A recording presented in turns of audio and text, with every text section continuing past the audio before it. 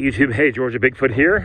I want to do a review of sorts about the 04 to 08 F150 non-flow-through center console. I've been thinking about putting this in my Suburban, and my Suburban has the 60/40 seat, and I love the 60/40 seat. You may have seen it in another one of my reviews, but I wanted to show this next to the trim. This is a 1996 Suburban, just how close that matches for something that is, you know, I mean, this is a Ford product, this is a General Motors product. Now what's interesting about these is these will drop in between the front seats in a Suburban if you had the what I consider a very crummy GM factory center console, because this will actually be, you sort of sit up a little higher and it's a good armrest, whereas the GM one is not. What's also nice about this is it affords cup holders for your rear occupants, cup holders for you and your passenger. The inserts on these are missing, but you can buy them off of Amazon. I believe they're $17 for two of them. And only one of the front inserts came with this one, but you can buy these off of eBay for like $6. And I brought several different size cups just to show y'all. This is a Costco cup. Get yourself a Costco hot dog for $1.50. This is the cup they give you. This is the large racetrack cup, and it fits very well and securely in there. Obviously, without inserts, they don't fit well. So if you're looking at buying one of these used and they don't have the inserts, you're probably going to be looking at wanting to spend a little extra money to get the correct inserts. When I bought this, I made sure that I got the cable that goes to it from the frame that supplies power to 12 volts, which, you know, in a GMT 400 there's no rear 12 volt plug, so it's nice. It'd be nice to have this if I were to switch to this. One thing I didn't know when looking at these, because I didn't own an F150 myself, is that this armrest is slightly padded. It's like a vinyl. It's a nice vinyl. It does not feel like leather, but it's also not just a hard plastic. There's some type of padding or flex to it.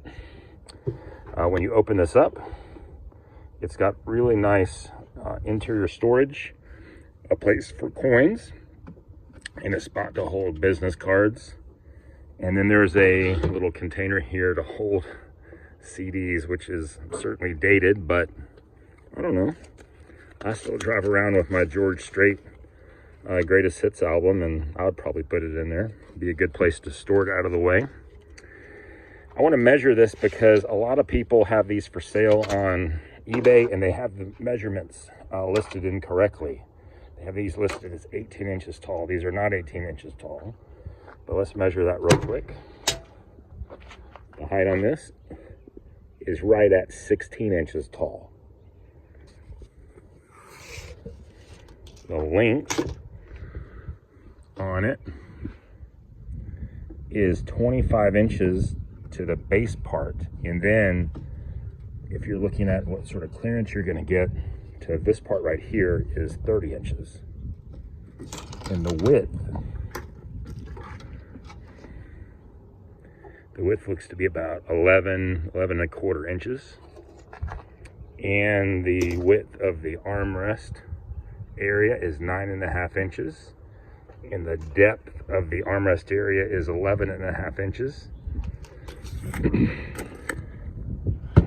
There's also this little nifty pocket of sorts in the front, which I don't know what you're going to put in there, but you can fit that tape measure in there. You can fit a screwdriver in there. Let's measure the interior of that pocket. So it looks to be about 2 7/8 inches deep. It is tapered, but looks like a usable interior width of 8.5 inches.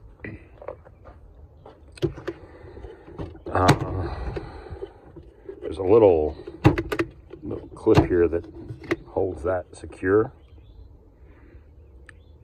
And it came with this little fabric insert, which was in surprisingly good condition. I sort of get the vibe that this vehicle had been rental or owned by someone who was very careful with their items.